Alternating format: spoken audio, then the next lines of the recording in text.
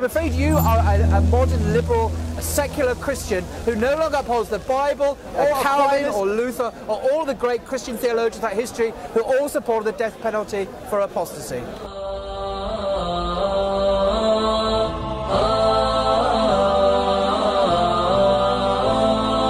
كن سعيدا كن فريدا عش بفخر في الحياة لا تبالي فالمعالي بالتحدي لا سواه كن سعيدا كن فريدا. Executed. But did Jesus uphold this law? Well, let's look at Matthew's Gospel, chapter 23. And this is what Jesus says.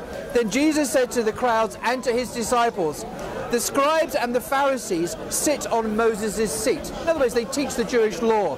Therefore, do whatever they teach you and follow it.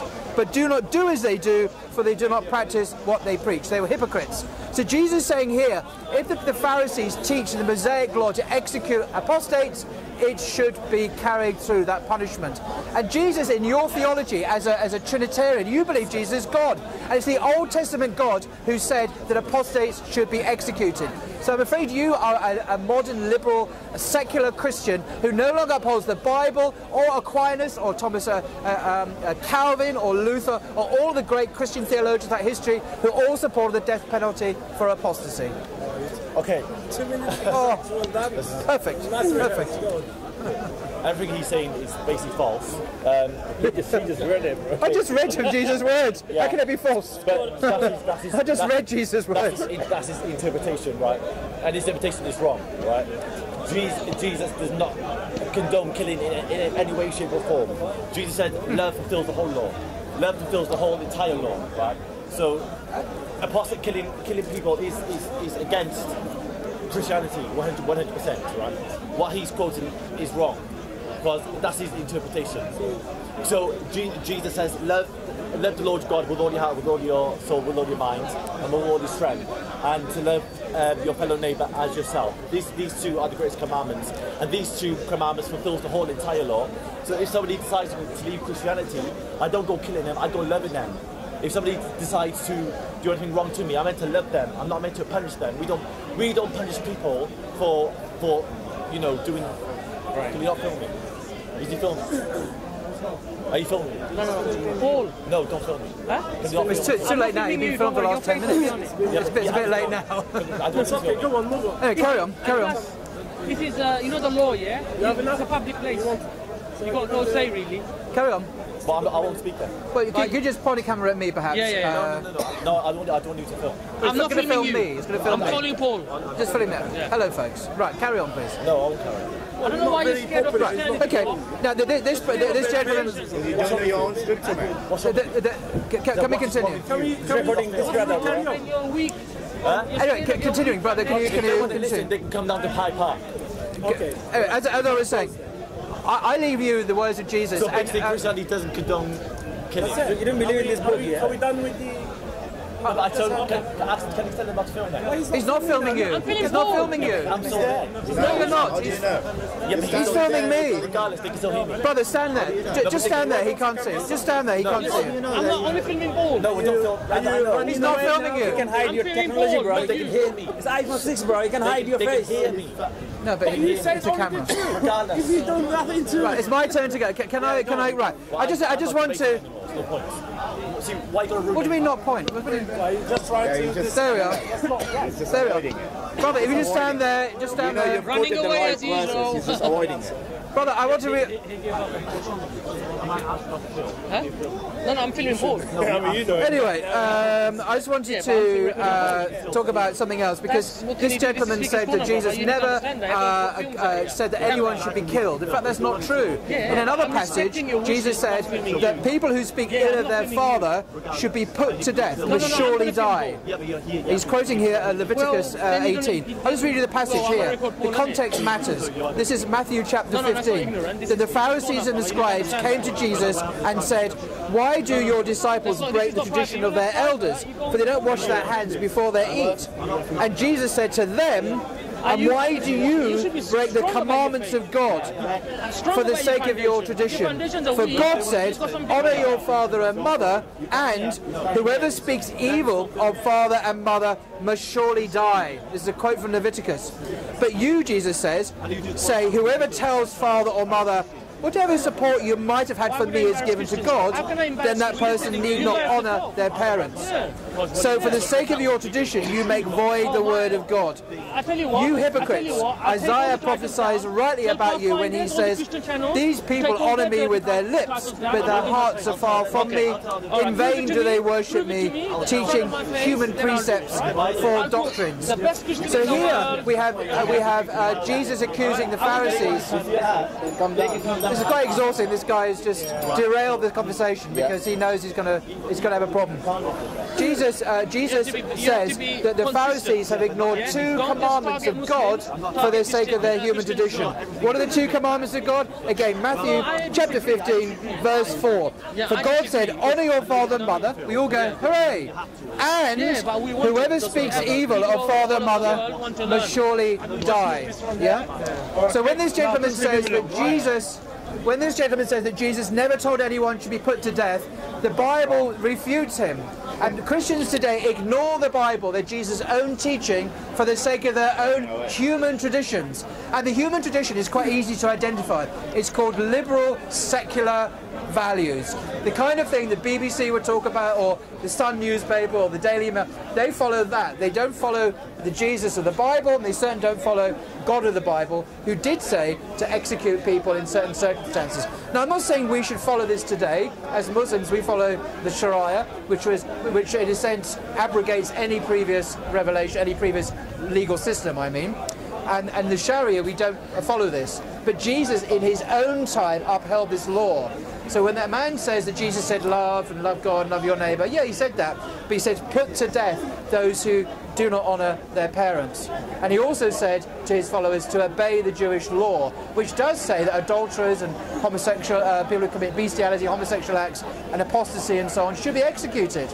So he condemns the God of his own Bible as unacceptable. He condemns Jesus unacceptable. For the sake of what? His own man-made religion. And he follows a liberal, secular, man-made religion. And he gives Muslims a hard time because we don't follow his religion.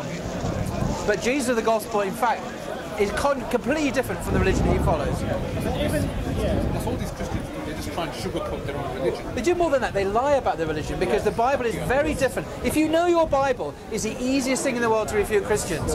Because you just say, excuse me, you have a problem with Islam. Have you ever looked at your own Bible? It's far worse. In the Bible, God apparently, allegedly, orders the targeted killing of men, women, children and babies. And animals. This is 1 Samuel 15. You think I'm making it up, just Google it. 1 Samuel 15. Now, there's nothing like this in Islam, in the Quran or the Hadith. It's actually haram. Prophet Muhammad, peace be upon him, says, do not kill women, children, monks, old people. Do not kill animals needlessly, unless it's for food. Don't even cut down trees unless you have to. But in the Bible, unfortunately, God is portrayed wrongly as someone who is a genocidal maniac. And in Christian theology, it gets worse. This is Jesus. Because Jesus is God.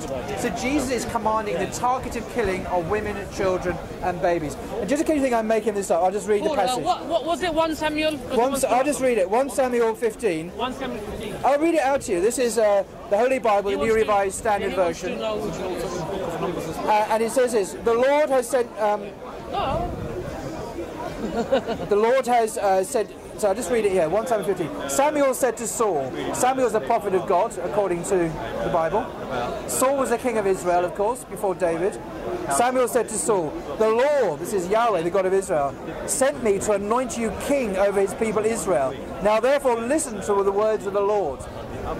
Thus says the Lord of hosts, I will punish the Amalekites for what they did, this is 300 years before, in opposing the Israelites when they came up out of Egypt. Now go and attack Amalek and utterly destroy what they have. Do not spare them, but kill both man and woman, child, infants, oxen, sheep, camels and donkeys. I have no idea what's wrong with donkeys and nags. I have no idea what they have done wrong, but apparently they need to be executed. This is talking about an event the Amalekites did 300 years before. And the people of Saul's day are being told to kill, do not spare them, but kill men and women, children, infants, ox, sheep, cattle and them. This is genocide. And in their theology, it is Jesus who ordered this. Because they'll tell you Jesus is God all day.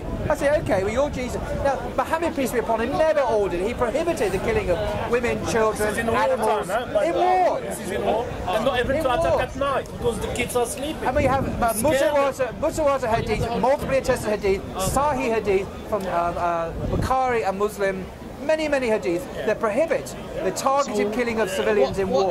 Unfortunately, there's nothing like that in the Bible. And anyone who is not attacking you, you know. Yeah, do not be the aggressor. Don't be the aggressor. It says Surah is the 9th Surah. And what you said about some of the leagues Islam, is you were mentioning Apostasy. You know, Apostasy. Actually, it's like you can do it, and you can do it at home and nobody will know, and you will not be executed. Yeah. The purpose is like not to do it publicly, so not to have like, you know, this is exactly the same as the English law. You cannot have like wars or whatever, you know, throw it away, because prostitution, because it's against you. So it must be a method. So if a prophet said something like that, it's authentic. 100% there will be some sort of benefit. It's the same thing as treason. If you do it, you do it. Who cares? In the public, this is exactly what's the punishment of prostitution in the public. What's going to happen to it? No, what's the prostitution in the English? No, there's a misunderstanding here. You see, Islam in Islamic society, it allows people to have beliefs which refute and reject Muhammad. Let me give you an example. Christians in Islam, Islamic society, are allowed to follow their beliefs, to have their churches, to eat pork, to gamble, to drink alcohol. The very belief of Christians as Christians testifies he doesn't want to be on the camera because they're Christians. He's talking about Saudi Arabia is not the issue. He's talking about an Islamic society. For example, in Medina, there was the Constitution of Medina. If you Google it, the Constitution of Medina, it was one of the world's first, if you like, constitutions which acknowledged the rights and religious rights of other people to have the Jews and Christians to practice their religion by the state. So you can actually have groups of people in Islamic society who, by their very existence, deny the Prophet Muhammad, and they are protected by law, their rights to protect their religion.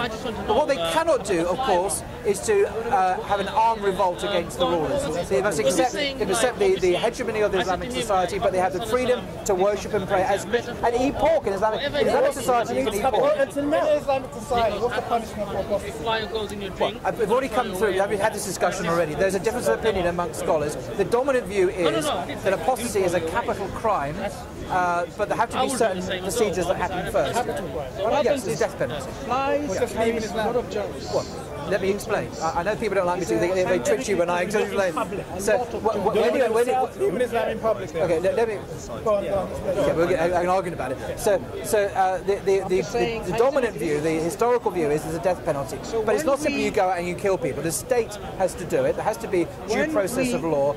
And usually what will happen is designated Islamic scholars would talk to the person who is now publicly abandoned Islam to find out if their reasons for doing so are based on a faulty understanding of the faith. So say that they have a misunderstanding, a wrong idea, and they're rejecting Islam for that mistake. If after 3 days, in some cases, 3-day period, then they can be executed. This is true. But hang on a second, let me finish. There are other scholars, very prominent scholars, like Yusuf Karadari, who's a Sunni scholar, very eminent and senior one, was the head of Al-Azhar and elsewhere. He says that the hadiths that refer to this, because the Quran has no this world of punishment for apostasy. The hadiths that do talk about this punishment are referring to what we today would call sedition. Treason, where you actually, it's a treasonable act against the state. It's not simply you privately change your theology. It's akin to treason. And so it's not just ordinary cases of changing your religion. So there's disagreement today amongst the scholars, but the traditional view, the dominant view, certainly, there's always been a minority view. Of course we shouldn't drink it, because I'm not a scholar. I'm typically giving you what I understand to be the range of views. Antidote within the flight itself. Guys who became Muslim. But if you're a Christian, I assume. Oh, you're a Christian, you're not. Okay. Well, what are you, an atheist or? I'm a non-believer. I'm an agnostic atheist. You're an agnostic atheist. Okay. traditionally in societies are sought to protect themselves from evil influences. You see, it's different in Islam. You see, we believe we have eternal souls. So you need to get educated in we're not science. just people who hang around today and we're dead in 10, 20, 50 years. Professors in And we microbiology. we believe that Islam is a sure road to God, to paradise, to success in this life and paradise in the next life. If it was permitted in Islamic society, I would think, for people to freely revolt and spread propaganda against Islam, this could jeopardize the eternal well-being of Muslims. And it could end up they're going to hellfire, because if you end up listening to these, it really, really matters. It's not just a question of private belief. Say I believed in what you're saying. I thought, you know what? That makes a lot of sense to me. I'm going to become a Muslim. I take the You know what? No one pray 5 times a day. I do the zakat, everything to be Muslim. 2 years down the line, under a microscope and extracting the pathogen, which are microscopic, and seeing the toxicity and the antidote, then we realize, subhanAllah, this can only be a revelation from God. Because this is not an Islamic society. Yeah, so you should know, no rising up and say, ex-Muslims operating in Islamic society. Well, in my view, I'm not a mufti, I'm not Islamic. I think my personal views, I could be wrong. It's just, we're dealing here with life and death matters. Because you don't appreciate the gravity of it appears to us. It's not about you have a private view, you have a private view, just changing your opinion. These are life and death issues. If you as a Muslim abandon your faith, you could go to hellfire for eternity. It matters. So on a matter of public protection of the souls of people whose very existence is under threat, if you allow the ex-council of whatever it's called to freely agitate and propagate their lies and their poison against, you can send countless unknown people to hellfire. And so we cannot, this is my personal opinion, it makes no sense to permit that in a society regulated by a healthy divine order. You don't allow people to potentially send people to hellfire. It matters. It's that serious. Is that serious? Through revelation, that dipping this to neutralize the toxicity. Are you suggesting Arabs, Bedouin didn't know my life goes, be a majority, germs, and then common people want knowledge to to implement every the culture. majorities. Still, isn't that correct, right? That brings in Sharia law. You just said that. You just said it. You know what I mean? Think about flies. Look at that. Think about what's These people, you said you wouldn't allow them to exist. No, I never said that. No. Free speech is what I'm saying, the free speech is allowed in Islamic society. What's not allowed, and you won't accept this, but I don't believe it's allowed, is to insult the prophets of God, to insult Muhammad, peace be upon him, insult Jesus, to insult Allah. That is not permitted. Just in the way today, you can't say anything racist because everyone says, oh my God, I mustn't say anything against this group of people. It is, and that maybe won't be appropriate, but in Islam, we're not allowed to insult the prophets of God. Now, that's not the same. Hang on, let me. I'm talking about non-believers here. We're talking about what is permitted, certainly in the history of Islamic civilization, is intellectually serious conversations, debates openly about God, Muhammad, Jesus. But that's fine. But when you cross over the line, then you go and you insult the prophet.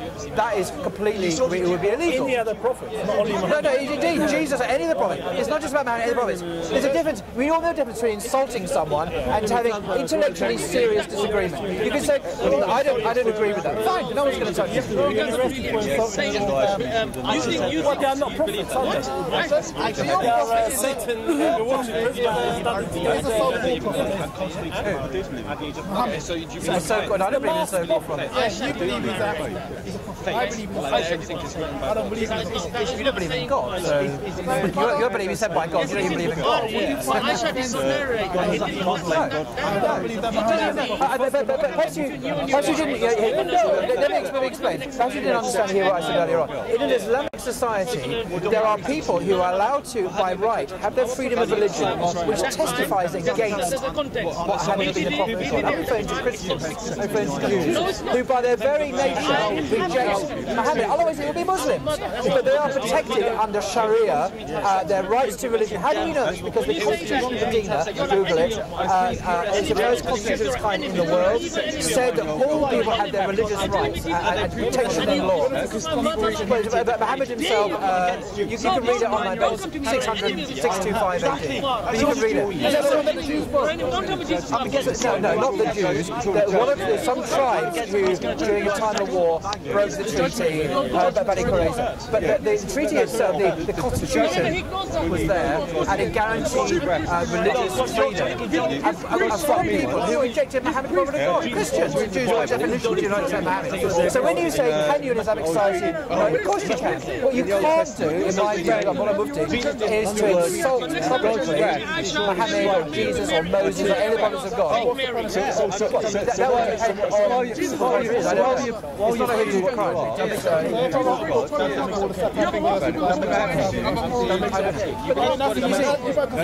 The question here is not about these obscure matters which don't exist in our society. We're talking about hypothetical views. The question is about our belief in God, about who God is and our duties towards God. So why is it? What is it about the business of God that you find problematic? You underestimated God's wrath striking. Do you understand that? No. God told you not to sleep with a knife.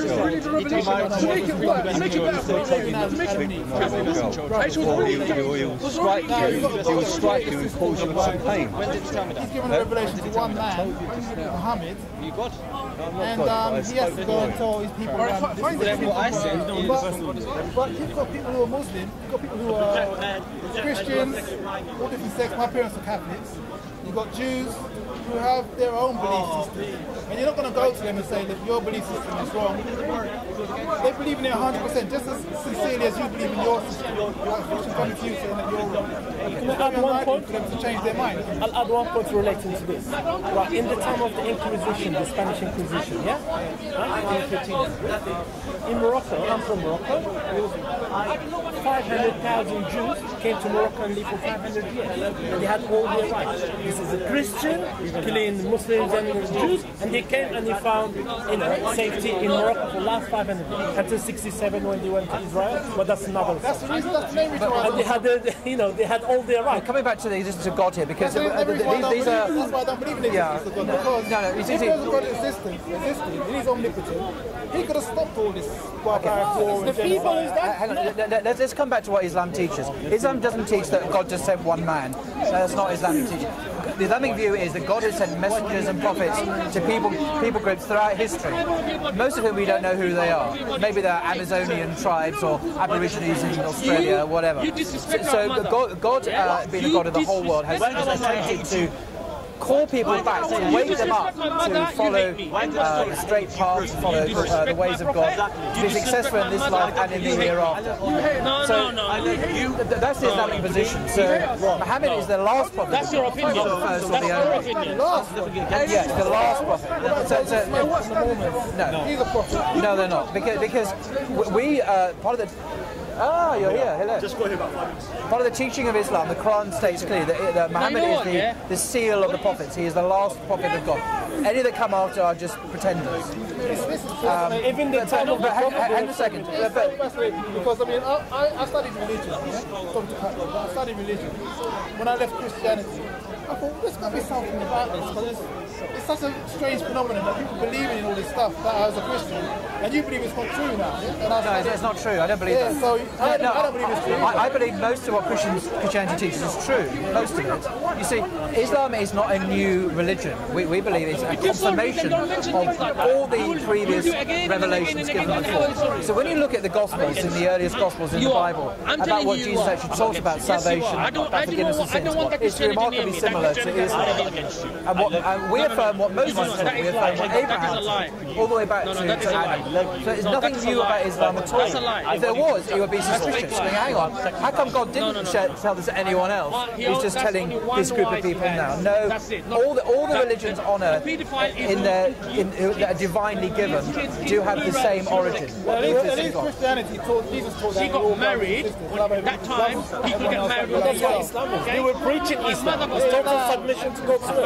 All the prophets preaches Islam. Islam divides the world into believers and non-believers. And it says in the Quran that believers are worse than cattle. Where does it say? Does it? Where does it say that? Where does it say that? Why, show me.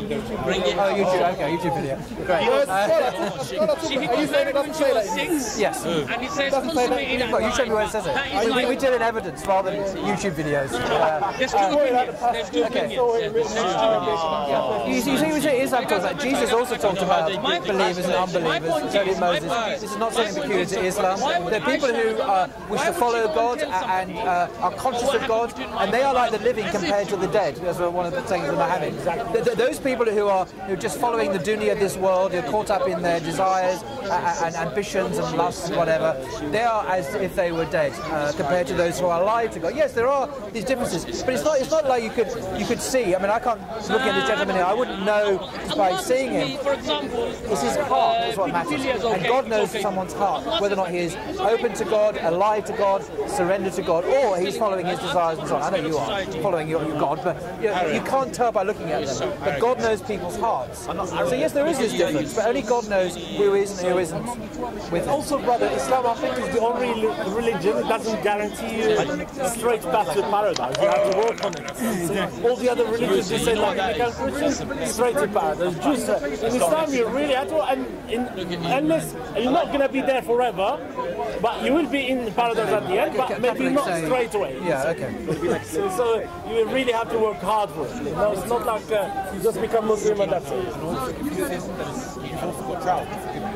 Yeah, of course. Like, it's not like you said you're doing it. The forgiveness? Oh, yes, Mehdi Hassan. No, Mehdi Hassan. Well, you need to know with the quote. We need to see the actual evidence. He's a reporter. We need to see the evidence in the Quran rather than just saying it hearsay on YouTube. no, if you're going personal, you're not Christian, are you? Did you see how the moment? There's so nice people at the moment, right? They listen to you. They listen to you. The Christians here, the Protestant Christians here, most of them here, SpeakersCorner, are evil. So which verse is this? You need to give me quotes rather than just these journalistic bits and pieces. Because I can come up from the Bible. There's a verse in the Bible that says there is no God. Or the fool says in his heart there is no God. So according to the Quran, a non-Muslim is less than nothing. There's no animal. Can you quote me which verses is referring to? Surah 8.55. Sorry? Surah 8.55. Let's look it up. Surah 8:45, did you say? 8:55.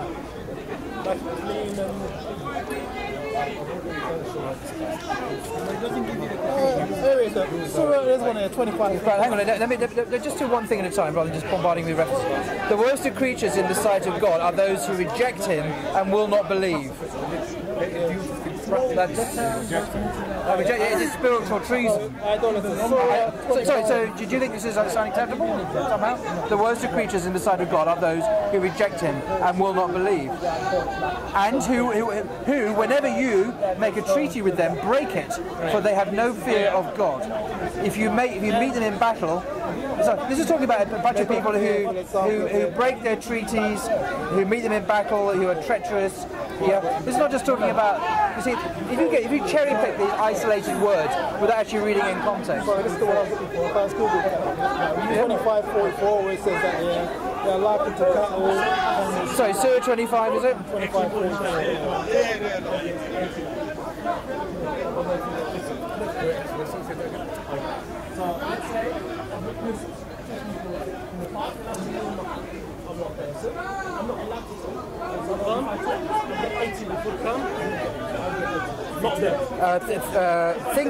Talking to the prophet here, think of the man who has taken his own passion as a god. Are you to be his guardian? Do you think that most of them will hear or understand? They are just like cattle. No, they are further from the path. You have a problem with that? So you think I'm like cattle? No, I'm not talking about you. Why? Do you have a guilty conscience? Is this convicting your mind? Look, let me repeat it. Brother, hang on a second. Right. It's talking to the prophet. It says, think, prophet, of the man who has taken his own passions as a god. So you worship your own passions, yeah? Are you to be his guardian? Do you think that most of them hear or understand? No, they are just like cattle. No, they are further from the truth. So what are cattle like? They're beasts without any... Cattle are, what do? They eat, they excrete, they fornicate, they're like animals. That's what they do. They just go through the motions and they do this and do that. So so it's talking here about people who make his own passion as a god. So they're just like animals. They have no understanding, they're not aware of God. He's not saying they are literally animals. Disrespectful, yeah? And insulting. Insulting? Yeah, it's quite insulting to the I don't think it is. I think it's very profound. I think it's very profound. I would never call you worse than cattle or anything like that. No, you shouldn't, because we're talking. God is saying this about people who are like animals in that all they do is they follow their desires and make their desires into their God. Yeah. So they eat, drink, sleep, and whatever. These are just like cattle. All the cattle do, think of a cow. It just eats, it fornicates. That's all they do. He's not saying that people are.